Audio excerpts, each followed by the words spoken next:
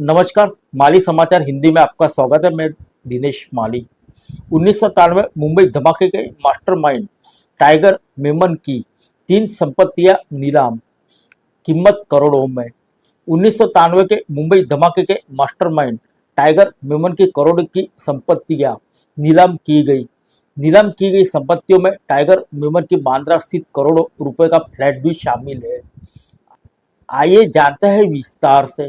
मुंबई में 1993 में सिलसिलेवार बम धमाकों के करीब 33 साल बाद मंगलवार को इस साजिश के मुख्य सरगना और भगोड़े आतंकवादी टाइगर मेमन की 3 संपत्तियों की नीलामी की प्रक्रिया पूरी कर दी गई है। नीलाम की गई संपत्तियों में माहिम स्थित उनका वह दफ्तर भी शामिल है जिसे 1992-93 के सांप्रदायिक दंगों के दौरान आग के हवाले कर दिया गया था। नीलामी में कई लोगों ने हिस्सा लेकर बोलियां लगाई। हालांकि अंतिम बोली और सफल खरीदारों की आधिकारिक घोषणा अभी तक नहीं की गई। पूरी प्रक्रिया तस्करी और विदेशी मुद्रा से जुड़ी अवैध संपत्तियों की जब्ती संबंधी कानून सफेमा की प्रशासक सुरभि शर्मा की निगरानी में संपन्न हुई। आइए जानते हैं किन किन संपत्तियां की हुई नीलामी।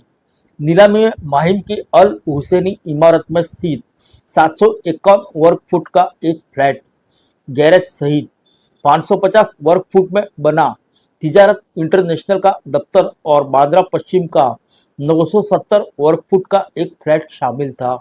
सफेमा ने अल हुसैनी फ्लैट की आरक्षित कीमत 1.90 करोड़ रुपए, तिजारत इंटरनेशनल कार्यालय की कीमत 2.5 करोड़ रुपए और बांद्रा स्थित फ्लैट की कीमत 5.20 करोड़ रुपए तय की थी।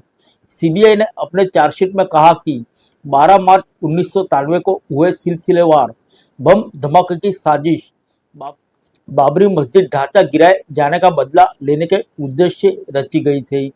जांच अधिकारियों के मुताबिक 1992-93 के दंगों के दौरान टाइगर मेमन की संपत्तियों को हुए नुकसान ने भी उसके भीतर बदले की भावना की ओर भड़काया था। आइए जानते कौन है टाइगर मेमन। मुश्ताक अब्दुल रज्जाक नदीम मेमन उर्फ टाइगर मेमन का जन्म 24 नवंबर 1960 को मुंबई के मोहम्मद अली रोड इलाके में हुआ था। शुरुआती दिनों में वह डोसा बंधुओं मोहम्मद और मुस्तफा के यहाँ ड्राइवर के रूप में काम करता था। बाद में उसकी पहचान दाऊद इब्राहिम गिरोह से हुई और वह उसके संपर्क में आ गया। 80 के दशक के मध्य में मेमन परिवार माहिम की अल हुसैनी इमारत में रहने लगा। इसके बाद टाइगर मेमन चांदी की तस्करी के कारोबारी में उतरा और धीरे धीरे मुंबई के अपराध जगत का बड़ा नाम बन गया। बाद में टाइगर मेमन को 12 मार्च 1993 को मुंबई के 13 स्थानों पर सिलसिलेवार बम धमाके की साजिश रचने का दोषी ठहराया गया। इन धमाकों में 257 लोगों की मौत हुई थी, 700 से अधिक लोग घायल हुए थे और करोड़ों की संपत्तियां नष्ट हो गई थी। जांच एजेंसियों ने समय समय पर टाइगर मेमन और उसके रिश्तेदारों की करीब 18 संपत्तियां जब्त की। सुरभि शर्मा ने बताया कि सबसे पहले सफेमा ने इन संपत्तियों को जब्त करने का आदेश जारी किया। बाद में विशेष टाडा अदालत ने कोर्ट रिसीवर का इनका मालकाना हक सफेमा को सौंपने का निर्देश दिया। इसके बाद सीबीआई, मुंबई पुलिस की आर्थिक अपराध शाखा और अन्य दावेदारों के बीच कानूनी प्रक्रिया पूरी होने पर सफेमा को 17 संपत्तियों का कब्जा मिल गया। अब जिन संपत्तियों पर कोई कानूनी अड़चन नहीं है उन्हें चरणबद्ध तरीके से नीलाम किया जा सकता है।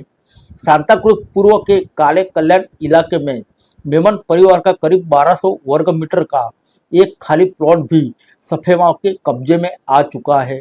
वहां से अवैध कब्जे हटाने की कार्रवाई चल रही है और दिसंबर तक उसकी नीलामी की योजना है।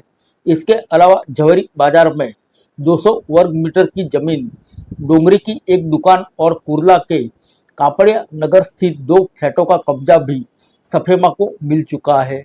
सुरभि शर्मा के अनुसार अदालत की ओर से कई बार नोटिस भेजे जाने के बावजूद मेमन परिवार ने इन संपत्तियों के संबंध में कोई जवाब नहीं दिया। इससे पहले 11 मार्च 2026 को अल हुसैनी इमारत में ही मेमन परिवार के 2 फ्लैट करीब 2 करोड़ रुपए में नीलाम किए जा चुके हैं।